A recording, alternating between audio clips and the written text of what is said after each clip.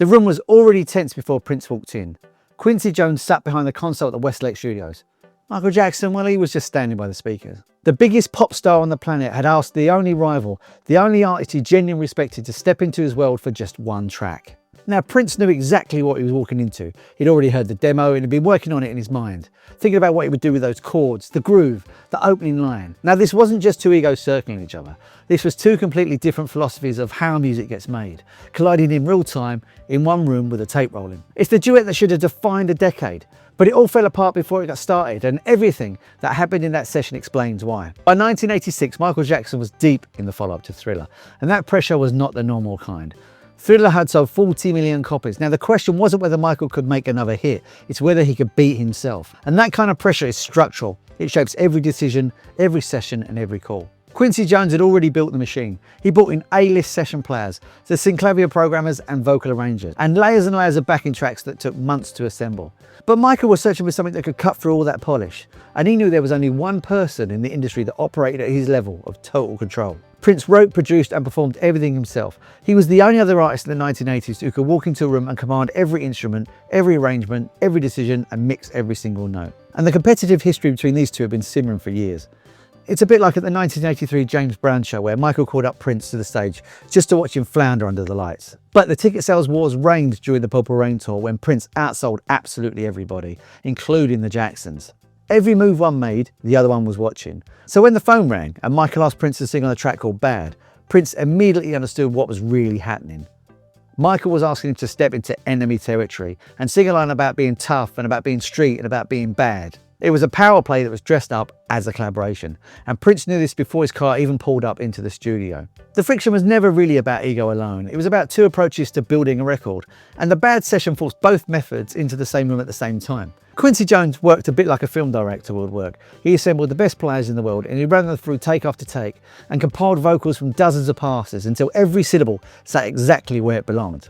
And the Sinclavier was the centerpiece of Michael's sound in the late 1980s, and every snare hit was quantized and every bass note was locked to the grid. A wall of digital precision built one brick at a time over weeks and months. And the control was absolute. Nothing made it onto the record that was not intended to be there. Now, Prince's sound from Minneapolis came from the opposite direction entirely. He would track live drums through an LM1, run the bass line in one take with all the room sound bleeding through into the mics. Because he kept the imperfections, because the imperfections were the texture. He would write, track and mix a song all in a single night, sometimes alone or sometimes with a really tight band that knew his instincts. Where Quincy Jones built a cathedral note by note, Prince chased the moment, when the groove first caught fire. And you can hear that difference immediately if you put on something like The Way You Make Me Feel next to a track like Kiss. One is very immaculate, every element placed with surgical intent, and the other one feels like it could fall apart any second, and it's that instability that makes it breathe. The fundamental question the Bad sessions raise is not who made better records. It's whether a record improves when every detail is controlled, or when the human push and pull against the groove stays intact. Now, both men heard the same thing in their heads, a rhythm, a pocket, a groove, something that made people move, and they trusted completely different paths to get there. Michael believed in refinement, nothing was left to chance. Prince believed in catching the idea before it called. And when you put those two philosophies in the same room with two men who've never surrendered creative control to anyone, you're not getting a duet, you're getting a standoff. Susan Rogers, Prince's engineer, described what filtered back about that day. Prince arrived with his bodyguard, Gilbert Davidson, and the air thickened immediately. Michael stood with Quincy with the track ready, and the first stretch was almost silent. Two men who commanded every room they walked into were suddenly unsure who should speak first. Michael played the song and Prince listened. And the first thing out of his mouth wasn't about the chorus, it was about the opening line. "Your butt is mine?" He looked at Michael asking if he was serious. But the objection went deeper than the lyric. Michael had written a song about being tough and about street credibility. He was asking the only artist in the room who came from the actual world to stand beside him and validate that performance. Prince told him the track would be a hit if he was on it or not, which is his way of saying, "I'm not going to be your prop." But there's another version of what happened, but that gets told less often. Prince didn't just say no, he offered to rebuild the song from scratch, strip out the Quincy production and pull the arrangement down to a skeleton, and reconstruct it from his harmonic vocabulary using extended chords and jazz voicings that Michael would never have used. Michael refused.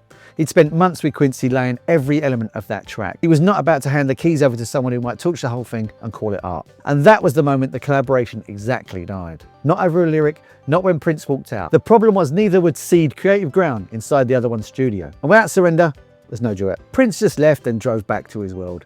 Within days, he'd recorded The Future and Housequake, songs that read like a direct response to what he heard in that room. The groove on Housequake was raw, live and unquantized, and it's the inverse of the entire Bad philosophy and feels entirely intentional. Michael released Bad in 1987 without him. With 35 million copies and 5 #1 singles sold, the track became iconic on its own terms, with nobody missing the guy that said no. Quincy's wall of sound held, the Sinclavier grids locked in place, and the spectacle machine did exactly what it was built to deliver. That same year, Prince released Sign of the Times, sparser than anything Michael would touch, much stranger harmonically and more politically direct. It didn't produce a string of chart-topping singles, but 3 decades later, critics and musicians keep returning to this album as the moment Prince peaked creatively. The point where his instincts and his isolation produced something unrepeatable. The Bad sessions became a fork in the road. Michael doubled down on the spectacle and on the global reach, and on the belief that the record should be perfect because perfection travels everywhere. Prince returned further into autonomy, releasing albums at a pace that almost looked compulsive and chasing that spontaneous moment with an obsession that mirrored Michael's pursuit of polish. But the charts had a clear answer who won in 1987. Michael did by every commercial measure. But the question on which philosophy would age better was never settled in that studio. Prince talked about it in interviews many years later, but he never stopped tracking what Michael was doing and the machinery Quincy had assembled. And if that kind of control produced something durable or just something big. And Michael listened too. When Dangerous arrived in 1991, the production was sparser, the grooves were harder, the arrangement was less orchestral. He brought in Teddy Riley to strip things right down, to find the rawness his biggest rival had been chasing all along. The rivalry didn't end in that room at all. It just went underground, with both men pushing further into their music, each reacting to the other but without saying it out loud. The duet that never happened might be the most productive failure in pop music history, because the absence of that collaboration forced both of them to become more purely themselves. Both men spent their careers answering questions that were raised in that room. Michael refined the spectacle and Prince chased the spontaneous moment, but neither of them found another peer who pushed them in the same way. The Bad duet was not a missed opportunity, it was a collision that revealed exactly who they were. Thank you for joining me on this duet that never happened. Now, Prince fan, Michael Jackson fan, let me know which one you are in the comments. I'd love to know. What's your favourite Prince album? What's your favourite Jackson album? Did you see him live? I'd love to know that as well. I saw Prince in '98, I think it was, and he was absolutely amazing. Let me know if there's any other music stuff you want to look at. Hit me up in the comments as well if there's any songs you want me to look at or look into. Now, I hate to beg you, but it's nature of the beast. If you can subscribe, you'll massively help me out and it'll push this channel further and more people can find out about these duets and all the other music stories that are coming for you. If you could subscribe, it'd be absolutely amazing. It's absolutely free and it means the world to me. You've got no idea how much it helps me when you subscribe.